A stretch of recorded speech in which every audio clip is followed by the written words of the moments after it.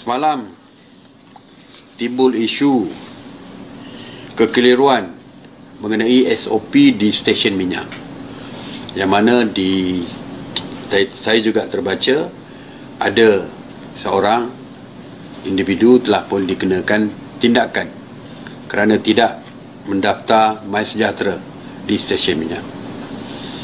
Jadi mesyuarat hari ini memperincikan lagi SOP di stesen minyak. Dulu ada SOP, bukan tidak ada, tapi SOP di premis stesen minyak. Bila sebut premis, terdapat kekeliruan.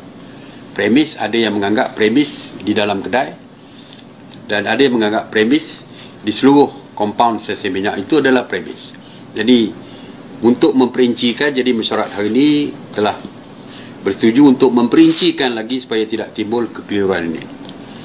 Jadi antaranya adalah yang pertama, bagi individu yang melakukan pembayaran atau transaksi di dalam kedai di stesen minyak, sama ada untuk membuat pembelian petrol ataupun diesel, ataupun membeli barangan di dalam stesen minyak, di dalam kedai di stesen minyak, ataupun mengeluarkan duit melalui ATM, maka perlu mendaftar melalui aplikasi MySejahtera ataupun secara manual.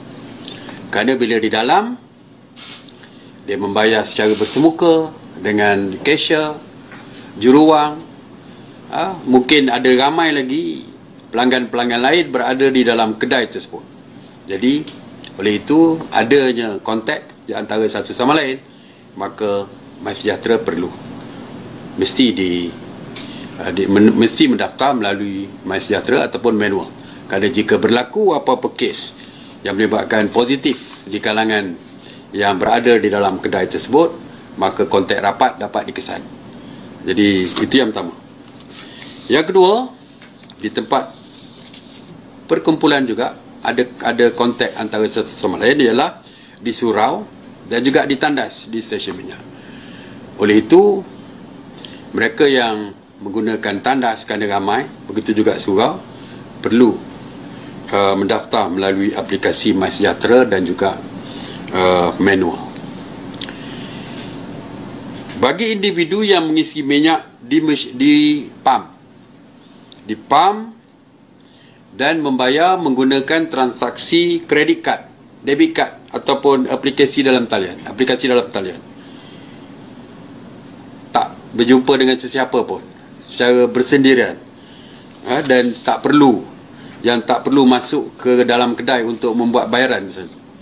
Dia pakai kredit kad di situ saja, tidak ada dibantu oleh pekerja-pekerja pun, dia sendiri. Jadi oleh kerana tidak ada konteks dengan sesiapa saja, maka mereka ini tidak perlu mendaftar menggunakan aplikasi MySejahtera atau manual. Mereka just swipe kredit kad, pam minyak, and then drive keluar daripada stesen minyak. Jadi tidak ada perjumpaan bertemu dengan sesiapa. Manakala bagi individu yang membuat transaksi dan membayar melalui tingkap, pigeonhole, mereka taruh duit di situ, diambil oleh cashier, ada gelas yang melindungi, dan tidak ada pertemuan pun, bayaran tidak ada melalui hubungan antara cashier dan juga yang membayar untuk harga petrol tadi, tidak ada pertemuan pun. Dia tak masuk kedai pun. Jadi mereka juga tidak perlu mendaftar aplikasi MySejahtera ataupun manual. Jadi tidak ada pertemuan pun. Yang dipisahkan oleh dinding kaca saja. Jadi tidak ada pertemuan dengan sesiapa. Kecuali kalau ada beratur beramai-ramai dan sebagainya, ini mungkin perkara yang berbeza. Manakala individu yang singgah di stesen minyak untuk mengisi angin tayar mereka juga bersendirian ketika itu, maka mereka juga tidak perlu mendaftar melalui aplikasi MySejahtera ataupun manual. Bagi individu yang menghantar kenderaan ke stesen minyak untuk di repair ataupun dibaiki, ada workshop di sebelah stesen minyak. Ya, di sebelah stesen minyak. Dia menghantar kenderaan, mungkin menunggu atau waktu membayar, berjumpa dengan foreman ataupun mekanik di situ, maka aplikasi MySejahtera juga perlu digunakan ataupun secara manual. Bagi individu yang menggunakan khidmat cuci kereta secara manual, mereka juga perlu mendaftar MySejahtera dan juga ataupun secara manual, ya, kerana mereka juga ada interaksi ataupun bertemu dengan pencuci kereta. Manakala bagi individu yang menggunakan perkhidmatan cuci kereta secara automatik, auto wash, auto car wash, ya, dan mereka tidak membuat pembayaran di dalam kedai, tapi hanya menggunakan bayaran melalui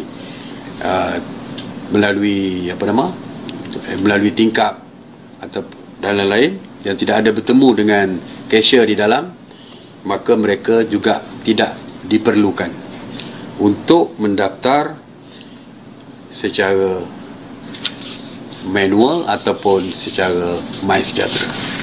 Jadi kita harap ianya sudah jelas.